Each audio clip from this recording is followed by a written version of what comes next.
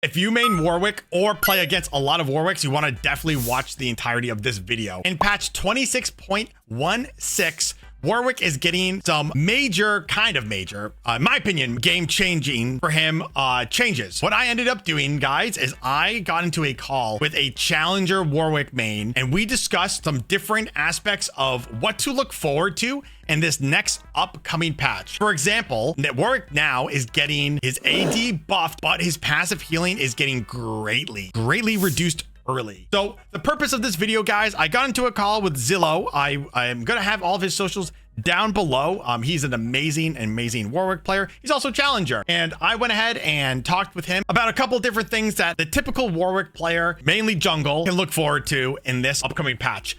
Your jungle pathing, items, counters that you'll be seeing in this upcoming patch, different items and prioritization and masteries, and as well as some final thoughts about, do we think that these changes will affect Warwick jungle positively or negatively, and do we think that top Warwick is dead? So stay tuned, guys. Alrighty, guys, we are joined by the one and only Xyllow himself. What's going on, Xyllow? Not much. Thanks for having me. Yeah, so to the people who don't know who you are, which, I mean, I don't know how you wouldn't, can you tell me a little bit about your background? I know that you play in EU West and you are a challenger Warwick main. I don't know if I just summed that up pretty quickly for you, but can you give me a little bit about your background? Yeah, I mean, I started playing League in season 7, so like around 8 years ago. It took me a few years to like stumble upon Warwick. I tried every role, every champion, and I started climbing with him. I fell in love with him, and then I hit challenger for the first time in season 11, and I've been challenger every season since, except this season. I've only picked Grandmaster so far, unfortunately. But yeah, that's I've mostly played jungle, and that's me, I guess. Warwick is your boy.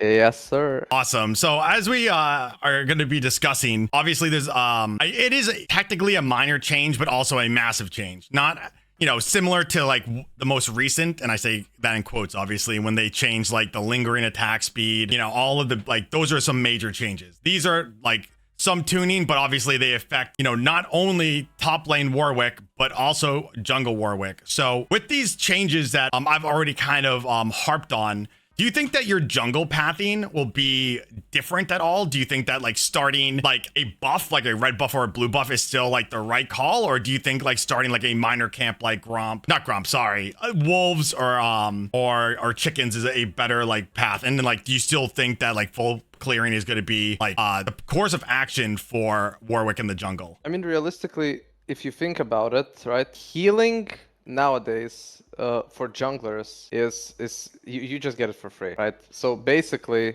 when it comes to the clear speed itself, the clear speed is not gonna be nerfed early game, except for like, I guess, level 1, because they're giving him 5 AD and he's losing 6 passive damage. But like all jungle camps have the same armor and magic resist, so the damage you do will be basically the same. And in terms of like sustaining in jungle, like nobody really dies to jungle camps. That doesn't really affect it. As in like 9 seasons.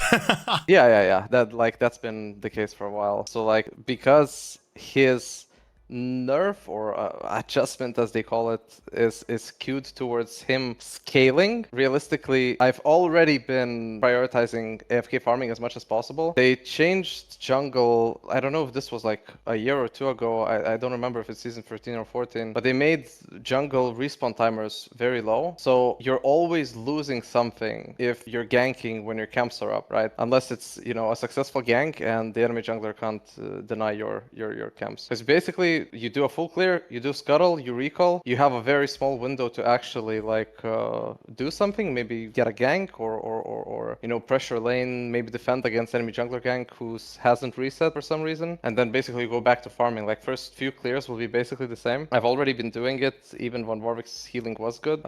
I think it's mostly catered to the fact that they nerfed Warwick's QCD, so people think that he's like an early game jungler. I don't really agree with that at all. He's already been like way better in mid game once his ult is unlocked, so I don't think really anything's gonna change in terms of jungle fundamental gameplay. Yeah, I would agree. I think that, like, I mean, unless they're changing your Q cooldown, like your Q cooldown timer is so long that I think that that change was really like a huge, like, it slowed your already slow clear path that like just that much more. Now, you briefly talked about like either doing like a counter gank or like trying to like look for a gank. When you're clearing, do you always still clear like top side down and like try to prioritize your bot lane, or do you try to look for mid? Or like going into this next patch, what do you like, what lane do you think you're going to try to focus on? Like, obviously there's a lot of factors that go into this answer, but in a very general sense, for me it would be bot lane, but I would like to know your perspective. In my games, like high elo junglers, they always path bot.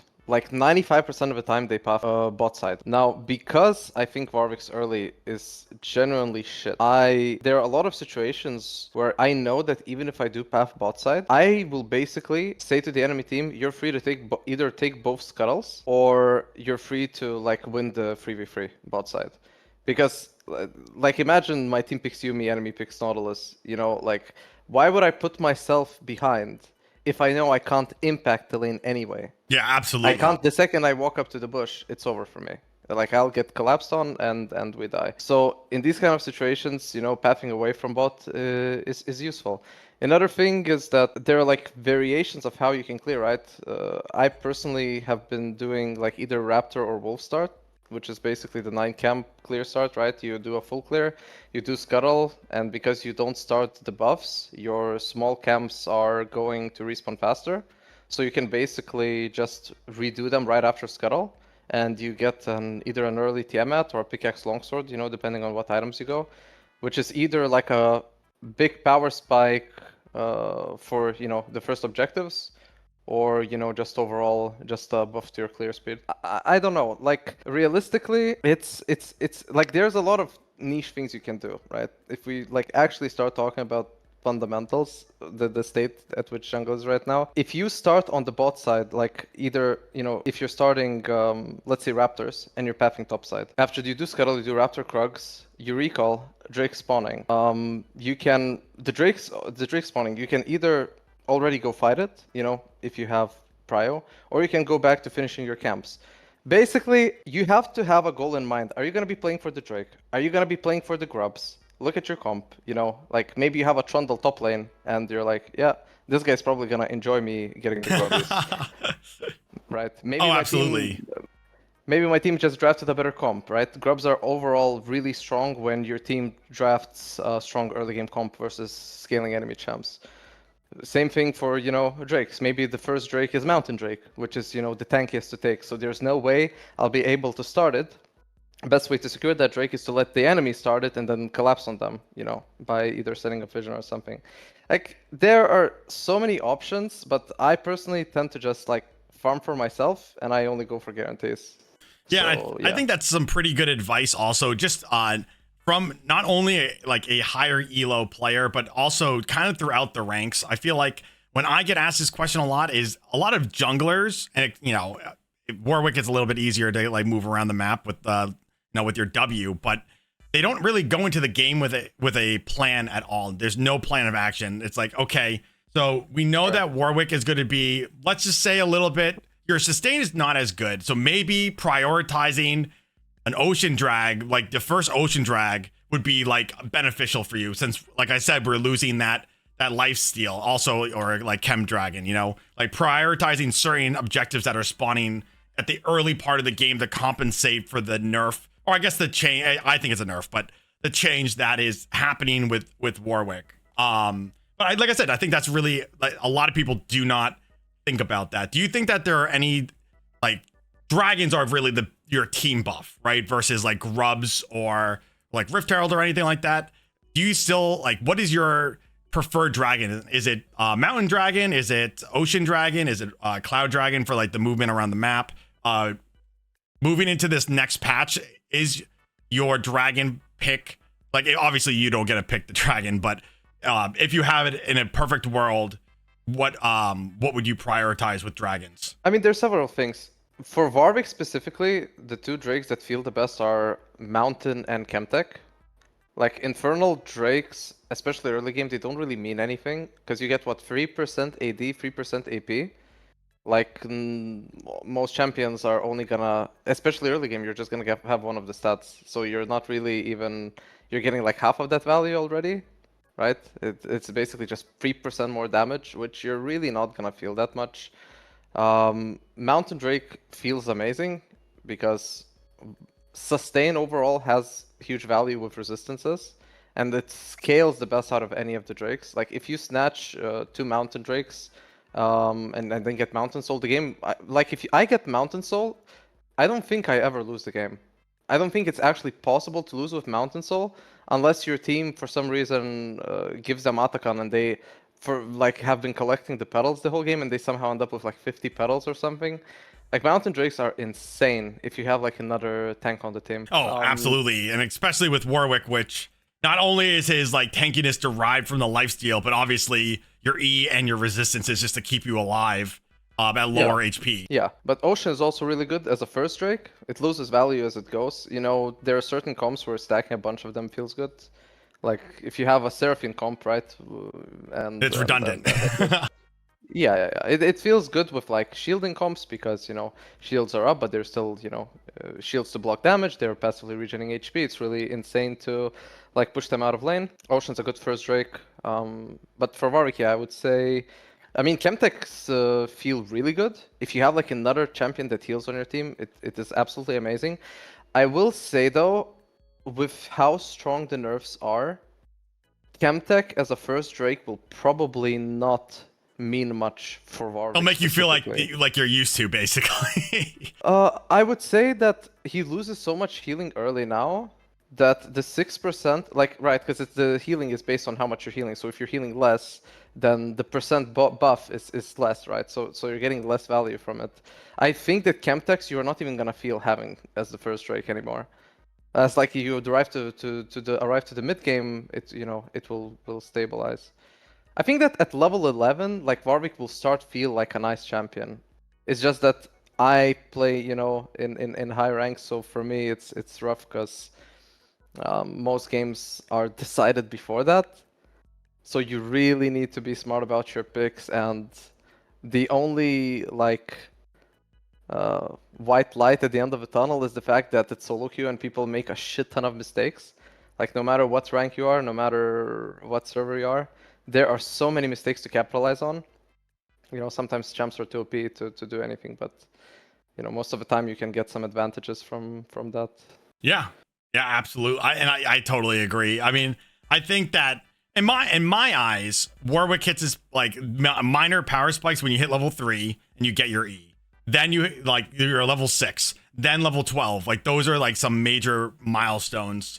I think. I mean, obviously, you're gonna have to be prepared moving into this next patch that you're not going to be able to 1v1 or 1v2 early like you were able to because of the lack of healing you're going to be receiving from your passive. But moving on, there's not only is Warwick getting adjusted, but there's a bunch of champions that honestly counter Warwick, top lane or in jungle, that are also getting buffed, like Brand, Zyra jungle. I think we might see more of that, which is annoying. I know that Rek'Sai got changed, so I don't know. Like on paper, she counters you, but I think that she's in a really bad spot anyways. But like Sylas, for example, jungle is getting buffed, and like it is really hard, even as right now, to out sustain Sylas, and then now you're losing that. So who do you think who's going to be your ban moving into this next patch? I, for example, ban Talon every game because I cannot stand that champion clears so fast and can jump into a lane, assassinate, and then run away. And he counters you too, so it's all really annoying. But I feel like we're gonna start seeing a lot of Brand in the jungle, and definitely Sylas. I hope not. I do too. I hate that Brand. Champion is terrible. Yeah, I mean, the only thing about Brand is that as soon as you get 6, it becomes interactive, and I play for getting 6 as fast as possible anyway. But I think that majority of player base are really gonna struggle against this pick, because I don't think there's anyone that power farms early as much as me. I just, I evaluated Warwick. I'm like, he's nothing like he used to be in the past. My whole gameplay and understanding of the champ is to try to fix his weaknesses. I'm not gonna play into the champion's strengths to kite me when the only way I can ever get to Brand is if I either build Stride Breaker or when my ult is up, because otherwise, you get kited to death, especially if he rushes Rylai's. There is no benefit to that. Same with Zyra is exactly the same way. The bad part about Zyra is that her clear is actually unbelievably fast. The only weakness she has is for you to cheese invade level 1, but Warwick already sucks early, and you're gonna get collapsed on by the enemy team if they know what they're doing, so you can't even punish this weakness. So most of the time, this matchup has already been hard, just very unpopular champ. But I think when you're choosing bans, you need to ask yourself what pick is popular, based on elo you're playing, and how annoying something feels to play against. I think that's also an important factor. I'm personally perma-banning Viego because I think this champ is absolutely broken. I agree. Viegos can kite Warwick as well, because his auto range is insane. And he has basically perma-stealth and ability to face check literally anything. So vision doesn't even work against him as it does against other champs. So that is just almost impossible to punish him. Okay, you can say that Warwick's strength is how strong his E is, right, in fights. But the problem is that the cooldown is massive. The fact that Viego just gets it off cooldown and gets to use it makes Warwick the ideal champ to hijack and go into the fight right after. Yeah, and he heals taking your soul too. So he heals, takes your soul, gets your damage reduction, jumps into a group of people, fears them, then ults out, and it's unstoppable. You can't stop his ult. Like it's unstoppable. It's like he is a counter. I'm friends with Electro, and we've gotten to like obviously civil like conversations about. I'm like, yeah, dude, Warwick gets like obliterated by Viego. He's like, no, it doesn't. I'm like, dude, you have never been a Warwick trying to chase somebody and all they're doing is poking you as they're running and you lose your passive movement speed. And then you just can never catch them. It's the most infuriating thing about like playing Warwick. He has like terrible movement speed and like you're really reliant on your like out of combat movement speed to maneuver around anything. The only way to collapse on him is to either be so fed that you're 100 to 0 him with your ult, which is not going to be the case 99% of the time, or have Stride Breaker, which you basically sacrifice a bunch of damage and say, I don't beat you 1v1 because you're doing damage items. Even if I do slow you down and I get to reach you, you're actually going to beat me 1v1 now. Because that's just how the matchup works. And if Viego ever reaches late game with his full crit build and gets to shield bow, you're never killing him. And he kills everybody on your team, then kills you last. Like, it's ridiculous. It's ridiculous. Talon was my ban when I came back after my 1 year break to League, but I don't really see him that much anymore. I don't really know why. I think the pick is good. I think he's very niche, strong. But like, God, is he strong regardless.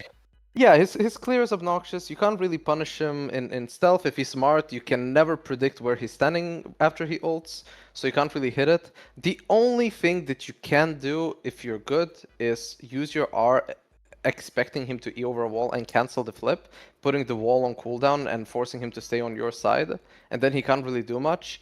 But that is like, I can do that consistently, but that is first of all not enough.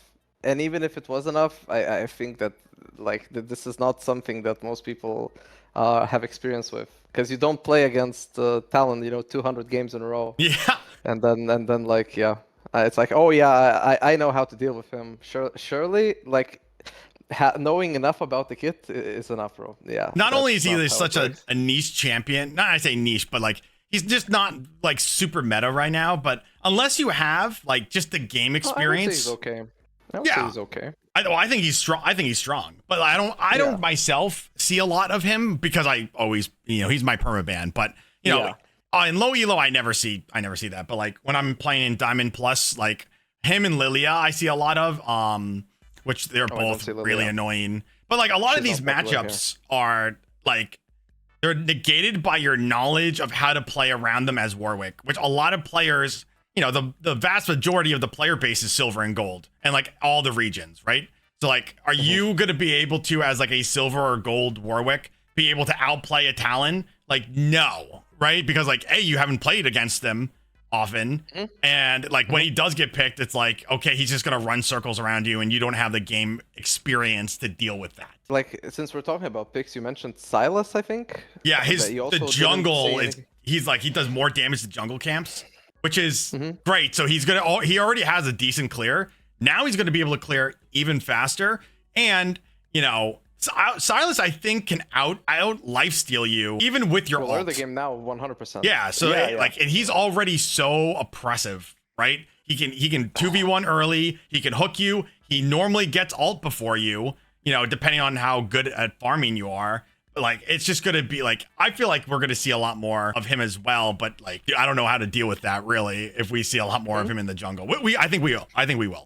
Yeah, I think the only thing that makes this matchup, I would not say that it's Silas-sided necessarily, mostly because even though like Warwick's ult has AD scalings, but Silas gets the converted damage. Like even if the ability only scales with AD, he still gets like a decent amount of damage from it. He doesn't really care because his ult stealing converts it. But the majority of Warwick's soul damage comes from passive, right? Which Silas doesn't get. And I think that's like in that sense, I never found this matchup that bad. If they snowball, the game's unplayable. I feel like that's the case against every champ. I don't think Warwick is special. I don't think Warwick struggles against him more than other champs struggle against him. So either he's going to be OP against everyone, or I don't think Warwick is going to really struggle that much. At least for me. I've heard that. I've talked with Super Pumped about this as well. He said that he hates playing against Silas. I don't really see him that much, and when I do see him, they honestly all kind of int. I feel like the fact that he overcommits and people kind of know to collapse on hard sustaining champions that have already committed everything.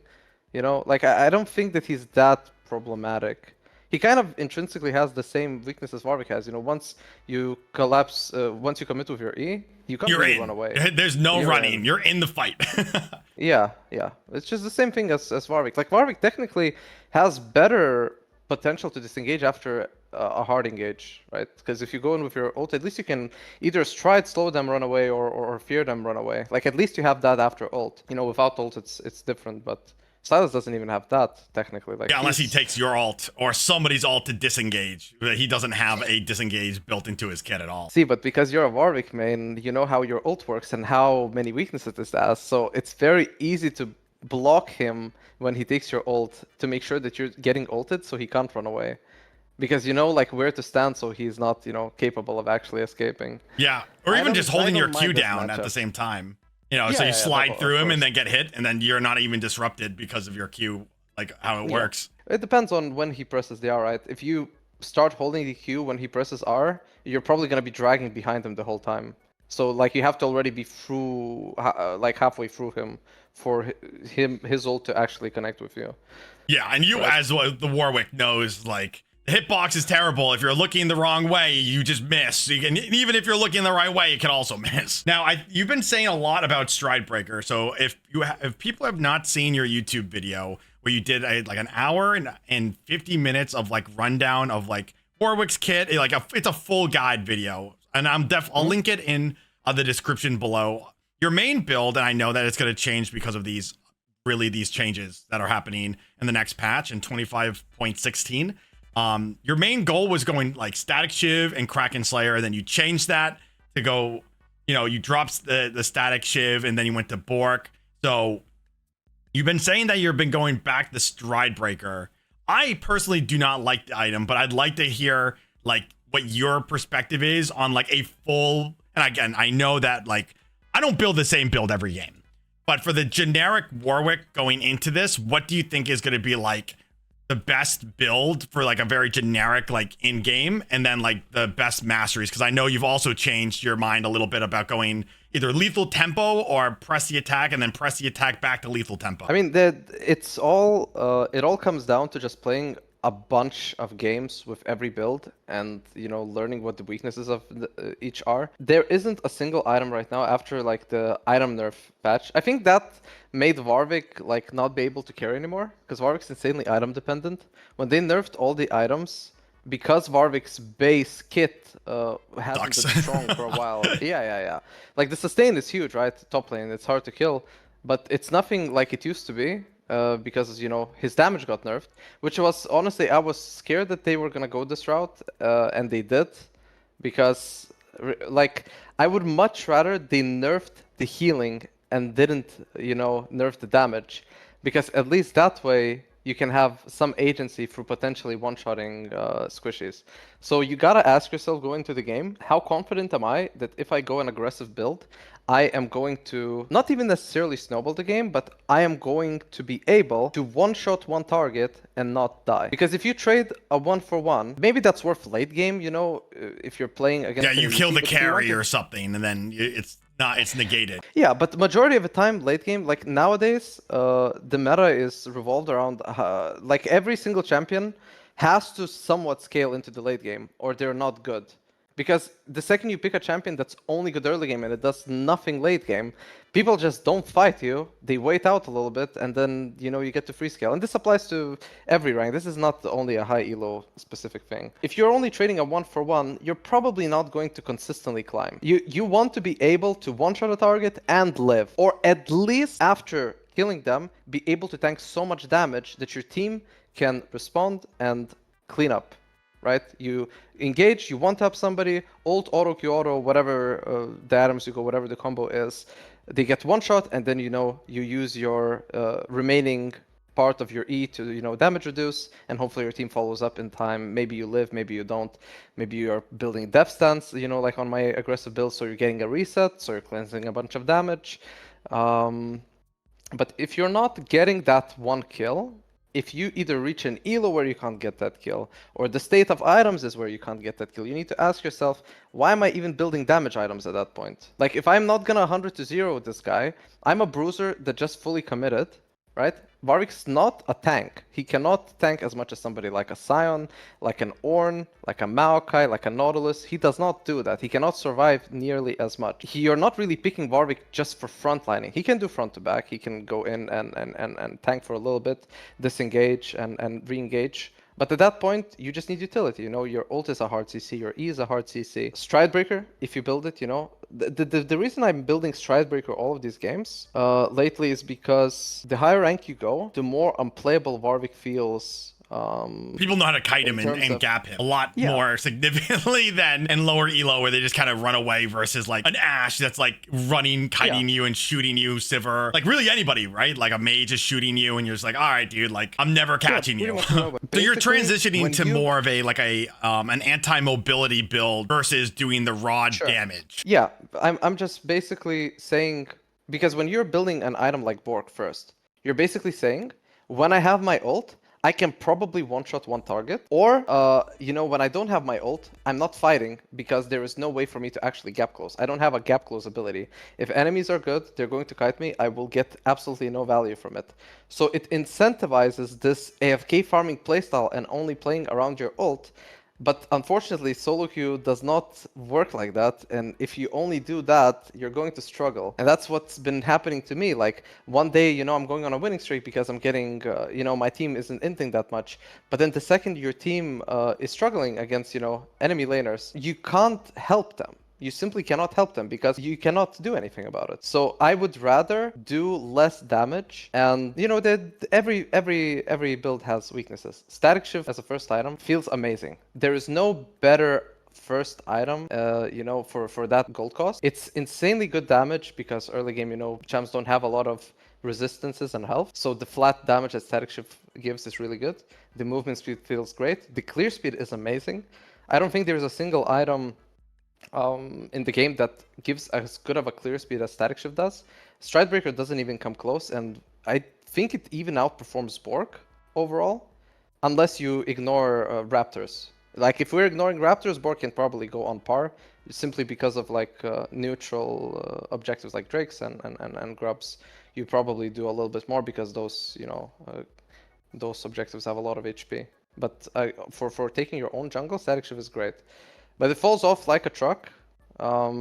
Kraken Slayer requires you to play lethal tempo, right? Because you want to get multiple proc. But the problem is, the squishier the build, the less value lethal tempo has, because you're not alive long enough to actually utilize it. So then you're forced to go PTA, but if you're going PTA, you shouldn't go Kraken Slayer, right? So it's this awkward like situation that I'm either going squishy build with PTA and I'm just like a glass cannon and hopefully I one-shot one target, or you're like, I'm gonna play for utility, and this allows me to actually take lethal tempo because I'm gonna live longer. Because if I don't take lethal tempo, I'm not gonna do any damage with press the attack and going stride breaker, right? So all of these things you learn just from playing a shit ton of games, and I think you just need to play a bunch of stuff. Think about your own play style, the way you understand the champ. Other people will view it differently. There's like a high elo Warwick jungle player right now on EU as well that's going like Titanic Hydra Sterix Gauge. I personally think Sterix Gauge second is Troll, and I really don't like how little damage Titanic gives on like the primary target. It's so expensive. A lot. And yeah, I mean, just like any Tiamat item, I think Profane's the only one that gives like that costs 3,200. Maybe. Sure. I know that they all, from just off the top of my head, is 3,300 for any of the. Like, yeah. That's a huge reason why I don't like any of the the Tiamat items, because the items, the stats that they give you are really kind of shit. And like the only reason you're building them, like you're building a Tiamat item, is for the active ability of the Tiamat like item.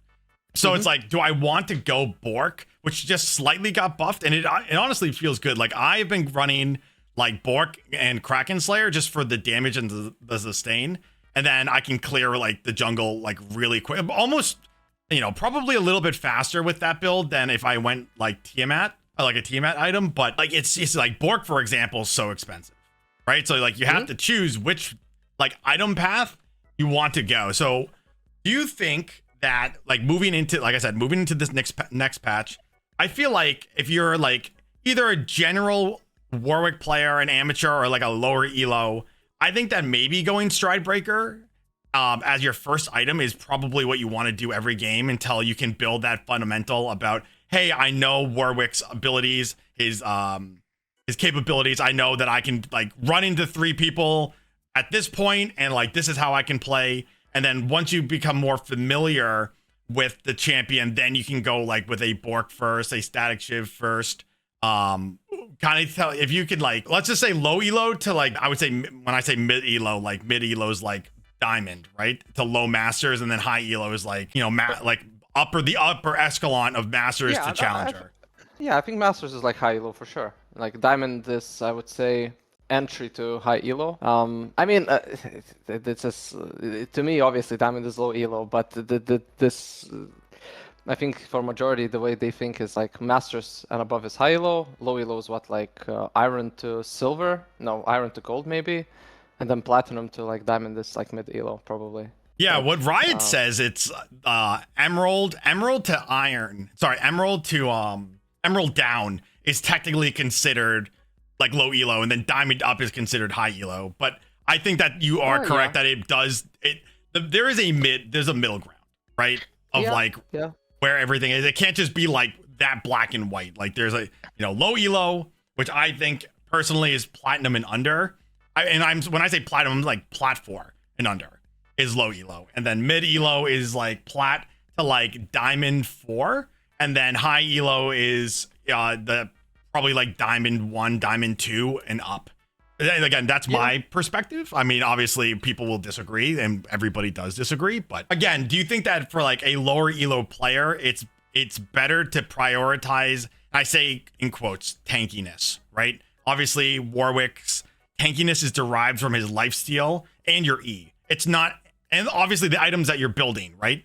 Do you think that it's better for like a lower elo player to build like those high resistance builds versus like a tanky, like damagey build that like the higher elo players are going, or what are your thoughts on that? When you're low elo, your goal should not be initially to climb, let's say, right? Like obviously you're gonna try to win games, but staying alive can be really useful for just learning the mechanics. If you're going a glass cannon build as an Iron player and you live for 5 seconds into the fight, I highly doubt you're actually taking any learning experience from that. So like tanky builds are probably way better for learning champions overall. Another thing is that whenever I played like lower ranks, it feels like that you're playing a different champion, because people will generally come and fight you And you're like, I don't know why you're doing that, you know, because this is actually like, I can actually play the game now. Like my champion doesn't suck, right? So in these kind of situations, you know, any on-hit item just feels good. Like utility, like Stridebreaker, basically has not a lot of value in I would say gold and below. It doesn't really make sense to build it because people will make mistakes anyway. And even if you slow the targets, it's not like your team will play around you. They don't know what they're doing either, right? Yeah, Like absolutely. They don't know what they're doing. So utility loses value, and raw stats are usually way better. So it would make sense to go something like Bork and Titanic Hydra, especially I don't think lower elo players probably are very good at utilizing lingering attack speed. That change did make like. It's weird because they introduced that change to help with his clear speed, but then they nerfed everything else that made the clear speed overall worse. And then nerfed the lingering damage, the lingering like time to walk from camp to camp. Yeah, I mean, you basically there's a mechanic that was introduced to help his clear speed, and now his overall clear speed is worse than it used to be in the past, whilst also losing base stats. And it's not like unless you go, lethal tempo and a very damage heavy build, it's not like the lingering is actually you're gonna get a lot of value. Like if you're getting Titanic Hydra and if you're building Titanic Hydra and you kill a target and you get like 1 second of like extra attack speed against a new target, like those Titanic is weird because the main damage comes onto the cleave targets, not the main target.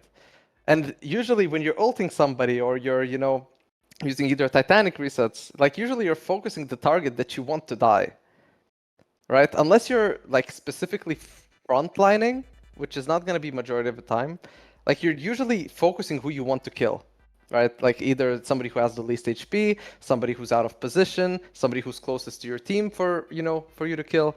But that's why I don't like Titanic in high ranks. Well, low ranks, it can definitely, any on-hit item just probably feels good. Anything that makes clearing easy for them. So items like Bork are really good.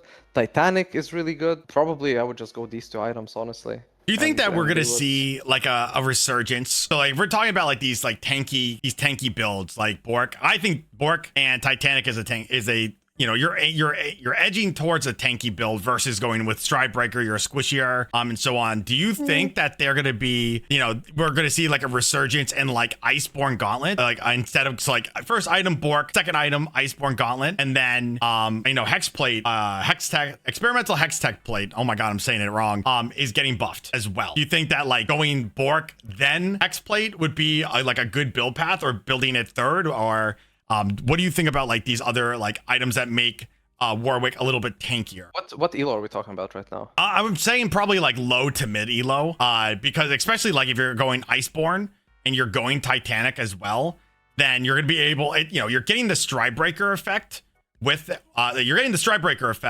but you're getting more resistances with the Iceborne.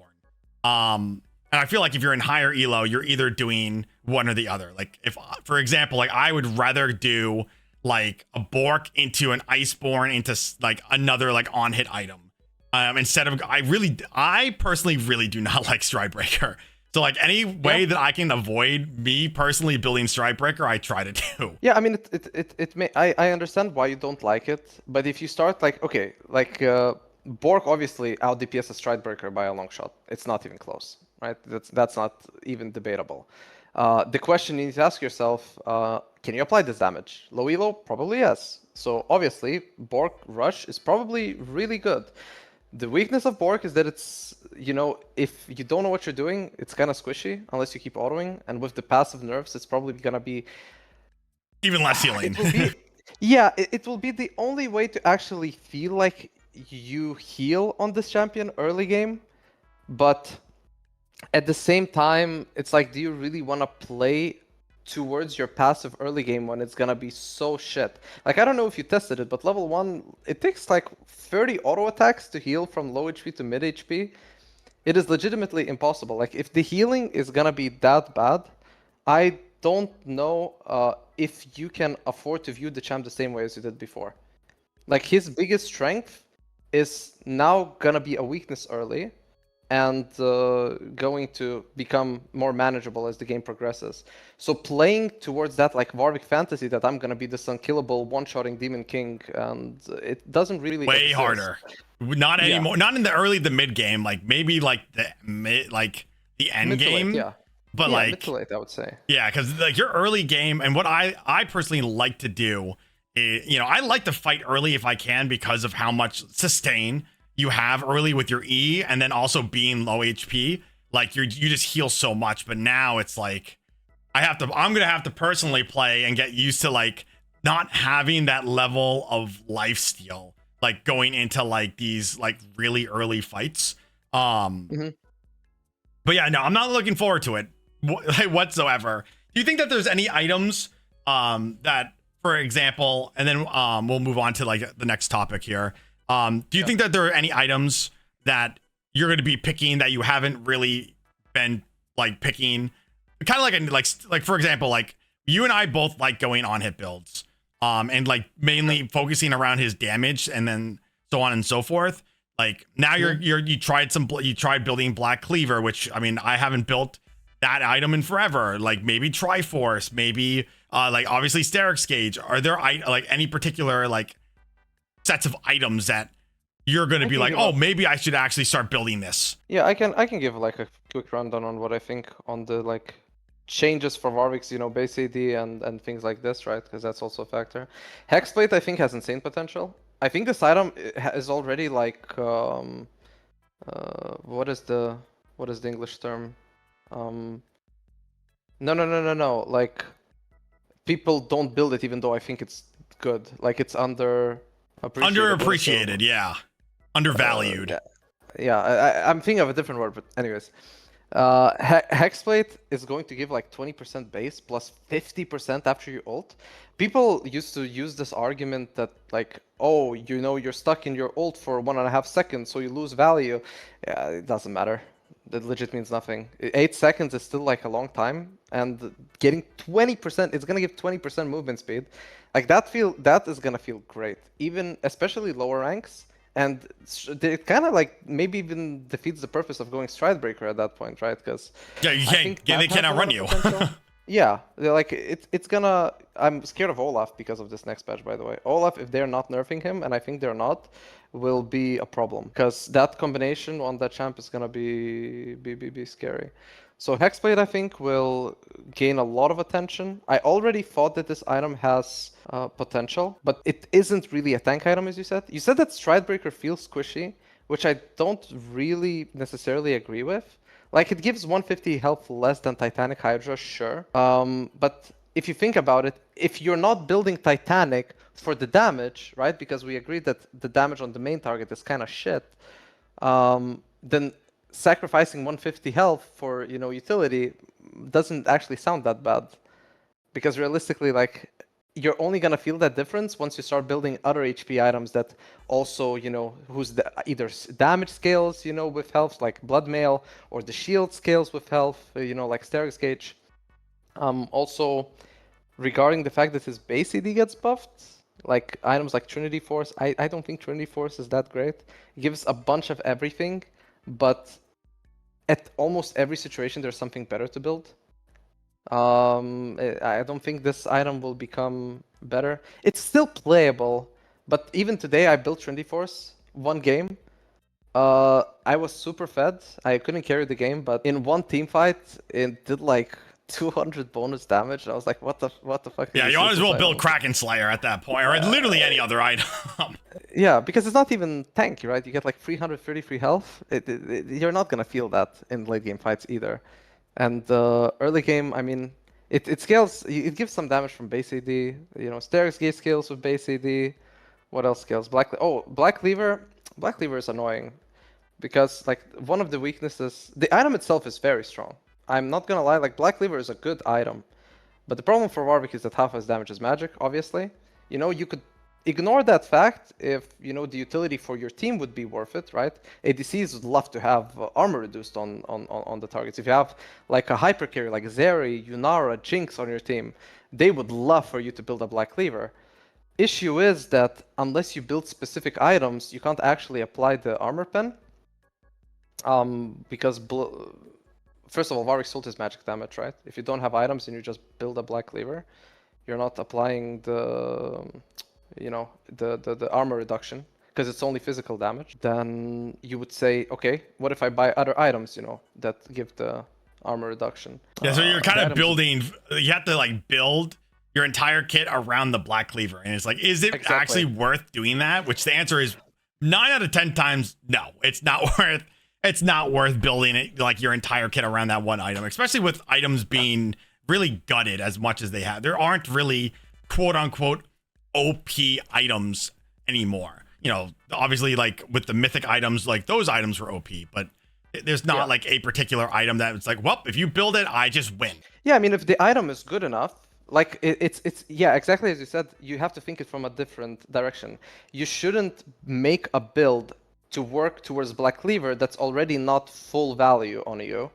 But at the same time, if the items that you're already running are good with Black Cleaver, you should consider, you know, incorporating into the build. But the problem with Black Cleaver is that items that should apply the armor reduction don't work because the item is bugged. So, for example, Titanic Hydra gives you 3 stacks when you ult, right? Because Warwick's ult gives 3 stacks. Bork doesn't give anything for some reason. Recurve Bow also gives 3 stacks, but the second you finish Bork, it no longer gives the armor pen. So it just doesn't work together. Stridebreaker gives like 1 stack because of the active, but that's about it.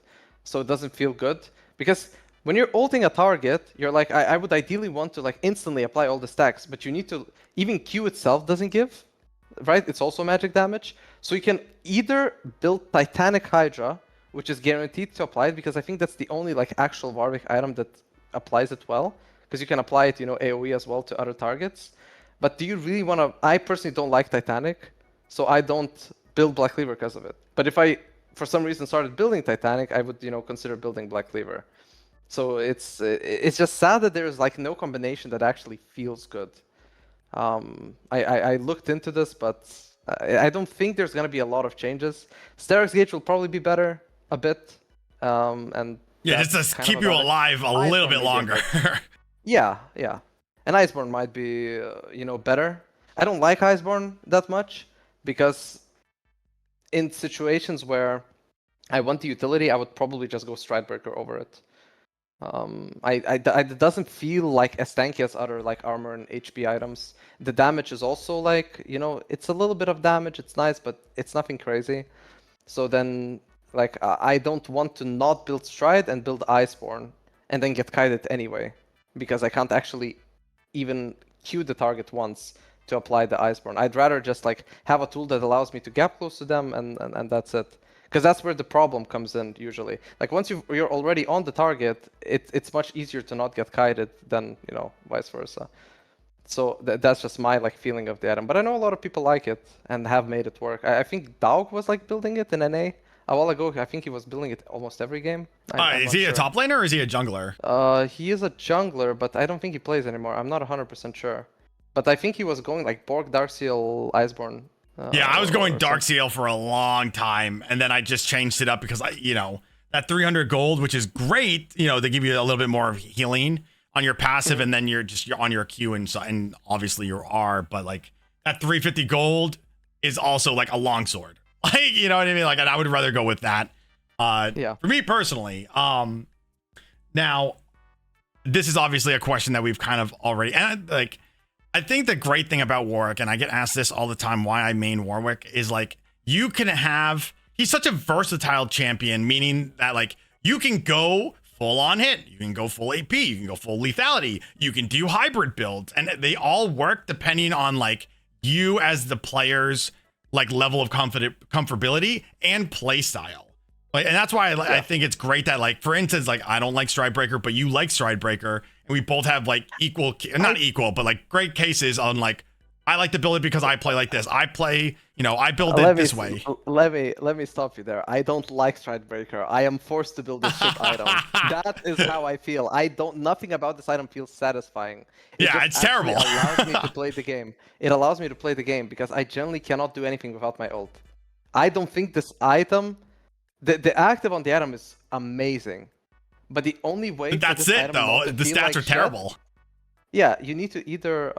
I think Hexplate might make Stridebreaker a little bit more manageable, because then you're basically saying my damage doesn't come from items. My damage will come from the 70%. Okay, it will come from the attack speed from Hexplate and lethal tempo, but not like from the items itself. Like lethal tempo basically says, I will fix this shit item for you, because you're living that long that you can actually, apply the damage. Lethal tempo is a lifesaver for like tanky builds. But it's not as good as it used to be either. So Did you end up changing the cut down? Oh no, oh, runes. That's a good question, by the way. Runes. What do you think about Last Stand? I love Last Stand. I love it. I always run Last Stand. I was running also Bloodline. But God, does it feel bad not having a lack? It feels so bad. Yeah, I agree. I think Last Stand, by the way, is gonna be dead next patch. I don't think this will make a lot of sense to take Last Stand anymore, because if you actually look at damage dealt after game, I experimented with all of them. Last Stand is always the least amount of damage, but you don't really take Last Stand. Like, it has theoretically the highest chance of doing the most damage, right? Because it goes up to 11%. Versus like Ku and cut down 8%. But the problem is, when you're low HP, majority of the fighting doesn't happen when Warwick is 1 HP. Like, that's not usually how games go. I don't know if that's the case for low elo. I really can't tell. But in higher ranks, if you're low HP, you better run, because they will one-shot you. Like, there are situations where you can outplay, but majority of the time, if you're in a team fight, you can't really fight on low HP. You're gonna get executed instantly by literally anyone. Yeah, you get CC'd at all and you're done. Yeah, like, you can't actually apply value. Cut down is nice for like 100 to zeroing a target, like helping if you're playing less damage heavy builds and somebody's full HP, and you get a pick with your team, cut down can have value. But the damage it does has always felt very underwhelming, because you don't really want to fight full HP targets very often, unless you're really ahead. Most of the time, you're going for people who have less HP. So I think Coup de Grace is just a very jungle-specific rune. Because you want to impact the map, you want to kill people, you want to make sure that those targets that you are focusing actually do die. And the damage graphs just indicate that Coup is better always. And I think that's going to be even more the case after the next patch. I really don't think Last Stand will be very good. Interesting. It will just not feel like this early game. I really don't think Last Stand will be playable. Especially with again, the nerfing for your you're not going to be really taking fights at lower HP starting. You're going to be taking fights exactly at like equal HP, and you already, you're able to get people low quickly, and at the same time, if you're dealing more damage, you're healing more damage. You're healing more as well. So it's like, yeah. Are you really starting every fight at like low HP? Like, no, like that's psychotic. Yeah, of course. And then the secondary runes, I don't think really necessarily matter. I mean, you either go, the sorcery. Revitalize probably will lose value as well. What will? I think Revitalize probably will also lose value. Oh yeah, of course. You're not healing. Like, even with the 5% healing that you're getting, it's 5% on that 6. That 6 versus 12. Like early game, and then like your later game, you already have items that give you more lifesteal. So it's, I think that if you're going against like really tanky teams, or you just need like just more tankiness, you can still go it. You just won't get the same level of value as you do like right now. And me personally, I would rather go with like Celerity and Water Walking, because the movement speed that you get like with both of those, like especially if you're building like Kraken and Static, which I know, we're going to be moving away from those builds, but like the value you're getting, especially with Celerity, you just move so fast.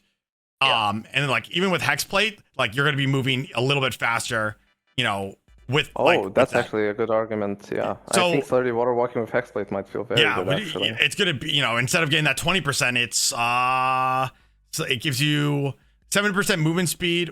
All movement speed bonuses are 7% more effective on you, and you gain 1% more movement speed. So holy crap. Yeah, so like that might be the play, just to make you the thing that kills Warwick is CC and kiting, right? So anything that you can build overall to prevent those things from happening is like what you need to do. I think that, to kind of end up wrapping this up, I know this is going to be a dumb question because we've already kind of like hit on it. Do you think that Jungle Warwick is going to be stronger in this new patch? And do you also think that top Warwick is dead? Or do you think that it's still going to be like a very niche only a master Warwick player, not masters as in rank, but masters as in like comfortability on the champion, or they're going to be playing him top. I can't know for sure, right? We made him into jungle. Yeah. I mean, the thing is, like, I can't know 100% how it's going to be, but just looking at the numbers, my initial instinct is that top lane will be probably horrible. I think higher ranks will be affected by this less than lower elo people, which is I think what they were going for with this change. But I still think they like, because you can make the argument that Warwick's already nowadays losing most top lane matchups in high ranks. If they pick range champs, you're not really standing in the middle of a wave perma autoing the minions. No, you're sitting like a little bitch under turret. Yep. Right. Until you get ult. Yeah. And then you wait for ult and then you engage. You know. Against Juggernauts, you lose 1v1. You know, you lose to. You can outplay them. You can outplay Darius. You can maybe even outplay Seth. I personally don't think in high elo that's possible. I think the Seth has to actually make a mistake if the Seth has to be bad. Like, for you to be able to or make a mistake. I would not necessarily use the word bad, but yeah, like misplay. Because Warwick is a slippery champ at the end of the day because of his Q. Like, it is easy to get baited by it, you know, mistime your E, not get the stun off, then as a result miss W.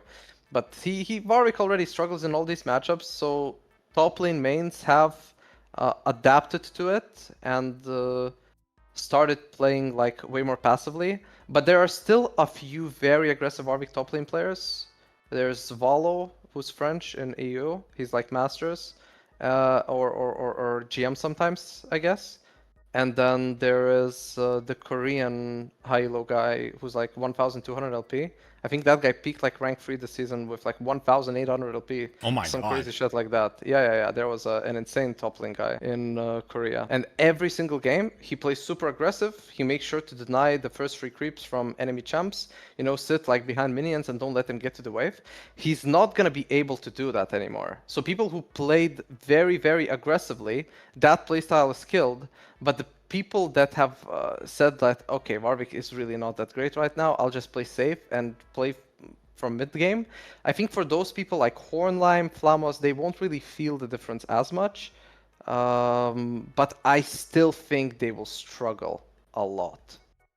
Because like even if they play safe, like that healing is like, can make it, if you live on 15% HP and you're under turret and a wave crashes, before you know, you could at least heal up under turret.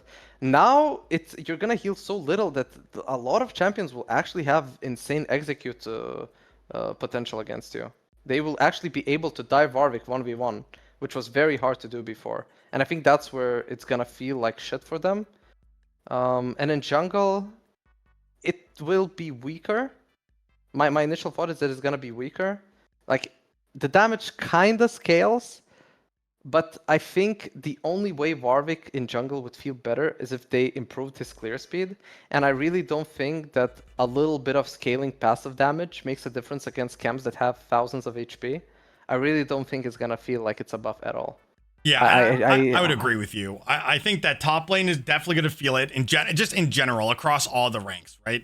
You're not going to be able to take certain fights. You're going to be able to get bursted early, especially with like if an enemy jungler is camping that Warwick, it's just going to be just terrible. Because before, at least you could lifesteal through a lot of engagements and like get away, but now it's like you're really relying on your damage reduction for your E. I mean, in the jungle in particular, also, if you're just not taking early fights, it doesn't matter, right? Like you have that luxury to just farm safely in the jungle for the like 90% of cases. Obviously, I always get invaded by like 9 people every single time I play, but in general, you know, you have the luxury of farming safely. That's why I don't have bot, because there's less people to invade me. Exactly. There's gonna be this occasional psychopath support that roams at 3 minutes into my top side for no reason. After dying one time bot lane at level 2, he's gonna come into my jungle and he's gonna say hello. Be able to 1v1 what the fuck is happening? And be able to 1v1 you. But it's terrible. So I'm not looking forward to this, but what I am looking forward to is like kind of playing around with a lot of different builds until we can kind of figure out like that sweet spot. Like, hey, if I do this, you know, go this build for the majority and then change like my 3rd or even 4th item, you know, depending on the game. then like I feel we got to find our rhythm within the jungle. But yeah, do you have any final thoughts, Xyllo, or any like final things to say? I know you put me on the spot. If you don't, that's totally all set. If you guys have not checked out Xyllo, he streams and multiple times a week. Unbelievably interactive guy. So if you have a bunch of questions, he's very, very knowledgeable, not only on Warwick, but really items in general, and also a lot of different matchups. So definitely go and follow. Like I said, guys, I'll put all of his socials in my description here. He also does have a YouTube channel. He's going to be uploading more consistently on that channel. So definitely, if you want an overall like rundown of Warwick's abilities, items, and how they benefit him, he does, like I said earlier in this video, he does have a full guide. Obviously, the build will change because of this upcoming patch, but definitely check him out, guys. He's one of the most knowledgeable like Warwick players that either I have come across or have been able to talk to. So definitely go and check him out, guys. We can help him, he's a bigger streamer than I am, but help him get started on YouTube and some of his other social platforms. That's not true. You have more followers than me on Twitch, I think. It's redundant. That's gonna change like the more that you're streaming like consistently. I don't know about that, Chief, but we'll see. Alrighty, well, hey, Xyllo, I appreciate you taking the time to talk to me. I think that this will be a great video to help a lot of like people who are dealing with Warwick. If you like are playing against him, the Warwick mains, I think that this is going to be a pretty good resource. So thank you, man, for like sitting down and having a conversation with me. Oh, thanks for having me. I think you could hear that I enjoy yapping about this champ. Yeah, same here. Yeah. Alrighty, I appreciate you, dude. Thank you so much. You too, man. Have a lovely rest of the evening. Anyways, guys, thank you so much for watching through the entirety of this video. If you have not already subscribed, I do daily videos here on this channel for League of Legends, so definitely make sure to smash that subscribe button, like the video, and drop a comment. Are you looking forward to this next upcoming patch? Do you think that Warwick is going to be basically unplayable or even worse than he was? I think that he will. Let me know, guys. Also, make sure to follow Xyllo, guys. He's an amazing content creator. And I thank him so much for spending the time yapping with me about all these different changes to look forward to in this next upcoming patch. So make sure, guys, to subscribe to his channel as well as mine. I do, like I said, daily videos, and I'll see everybody in the next one.